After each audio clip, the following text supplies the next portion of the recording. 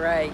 So step one of my four-step program to survive inflation and what the politicians in Washington are doing and trying to do is spent grain.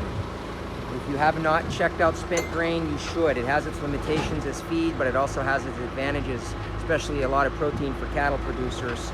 This was free, except I had to pay for trucking. It worked out to $81 a ton, and you can't beat that, especially when hay is now $320 a round bale. This is step one of my survival plan.